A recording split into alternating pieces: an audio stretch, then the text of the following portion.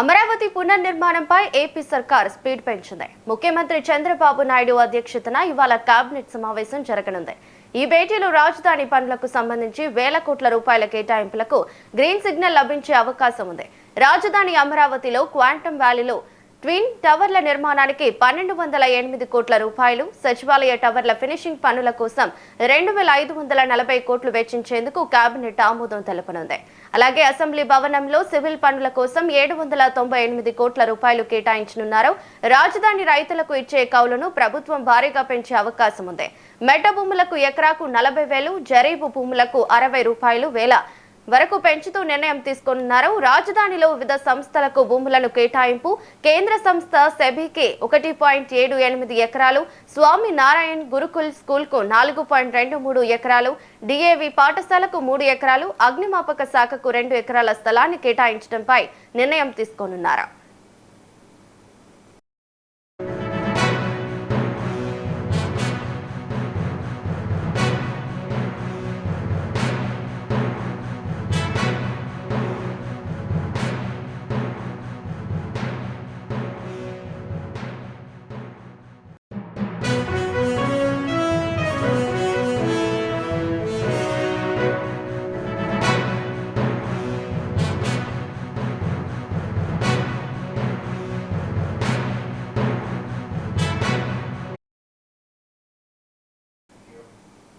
Amaravati పునర్నిర్మాణంపై AP సర్కార్ speed పెంచింది. ముఖ్యమంత్రి చంద్రబాబు నాయుడు అధ్యక్షతన ఇవాళ కేబినెట్ సమావేశం జరగనుంది.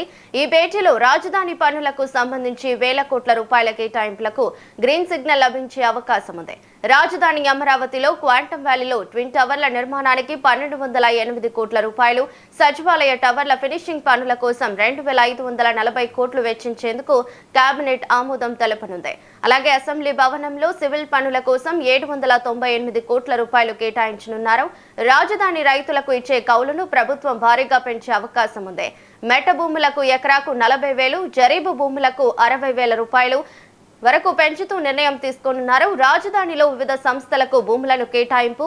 కేంద్ర సంస్థ సెబీకి 1.78 ఎకరాలు, స్వామి నారాయణ్ గురుకుల్ స్కూల్ కు 4.23 ఎకరాలు, డిఏవి పాఠశాలకు 3 ఎకరాలు, అగ్నిమాపక శాఖకు 2 ఎకరాల స్థలాన్ని కేటాయించడంపై నిర్ణయం తీసుకోనున్నారు. ఇక ఇదే అంశానికి సంబంధించిన మరింత సమాచారం మా ప్రతినిధి శ్రీనివాస్ అందిస్తారు. Srinivas, over to you.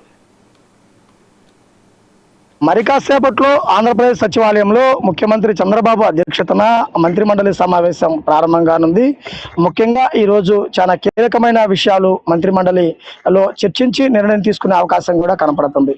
అంటే ముఖ్యంగా చూసుకుంటే అమరావతి రాజధానిగా, ఆంధ్రప్రదేశ్ రాజధానిగా ఆమోద ముద్ర వేసిన తర్వాత రాజధానిలో అభివృద్ధి పెంచడం, వారికి సంబంధించి అనేక సంస్థలకు సంబంధించినటువంటి భూ కేటాయింపుల పైన కూడా ప్రభుత్వం నిర్ణయం తీసుకోవడానికి సిద్ధం కావడం జరిగింది.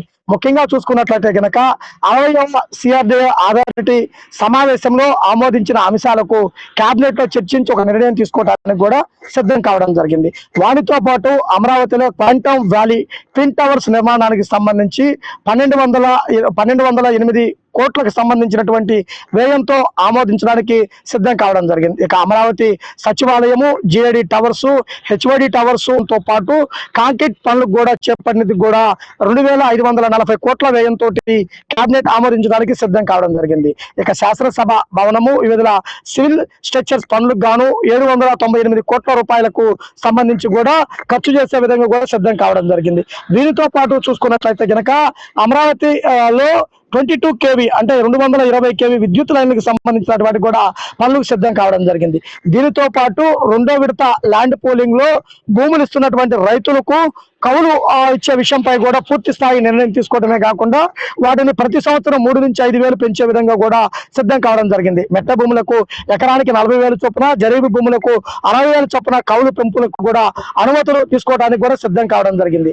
అయితే ముఖ్యంగా చూసినట్లయితే కనుక మే 1వ తారీఖు నుంచే 2వ విడత ల్యాండ్ పూలింగ్ లో భూములు ఇచ్చిన వారికి కౌలు ఇవ్వడానికి కూడా సిద్ధం కావడం జరిగింది. దీనితో పాటు రాజధానిలో వివిధ సంస్థలకు భూ కేటాయింపులకు సంబంధించి కూడా కేబినెట్ లో చర్చించి ఒక నిర్ణయం తీసుకొని ఆమోద ముద్ర వేయడానికి కూడా సిద్ధమవుతుంది. దీనితో పాటు కేంద్ర ప్రభుత్వ సంస్థలైనటువంటి సెబీ అలానే వాటికి సంబంధించినటువంటి వానికి కూడా ఫైనాన్షియల్ డిస్ట్రిక్ట్ సంబంధించి కూడా భూముల కేటాయింపు వాటిపై కూడా చర్చించడానికి సిద్ధం కావడం జరిగింది. దీనితో పాటు అగ్నిమాపక శాఖకు సంబంధించినటువంటి సంస్థలో రాయపూడి వద్ద 2 ఎకరాల భూముల కేటాయింపు కూడా నిర్ణయం తీసుకోవడానికి సిద్ధం కావడం జరిగింది.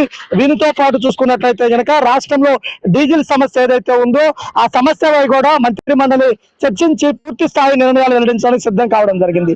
అంటే ముఖ్యంగా చూసినట్లయితే కనుక ఈ రోజు మంత్రి మండలి సమావేశంలో చాలా కీలకమైన నిర్ణయాలు తీసుకోవడానికి మంత్రి మండలి సిద్ధమవుతుందని కూడా చెప్పవచ్చు. రాజధానిలో జెట్ స్పీడ్ తో అభివృద్ధి చెందడానికి ఎక్కడైతే పనులు పురోగతి ఉందో వాటి అన్నిటిపై కూడా ఎప్పటికప్పుడు చర్చించి వాటిపై ఒక నిర్ణయం తీసుకోవడానికి సిద్ధమవుతుంది. దీనితో పాటు సిఆర్డీఏ పరిధిలో ఉన్నటువంటి వారికి సంబంధించి కూడా ఎటువంటి ఆర్థిక ఇబ్బందులు లేకుండా ఉండే విధంగా కూడా నిధులు మంజూరు చేసే విధంగా కూడా సిద్ధమవుతున్నటువంటి పరిస్థితి కనుక ఉంది. Right, thank you Srinivas.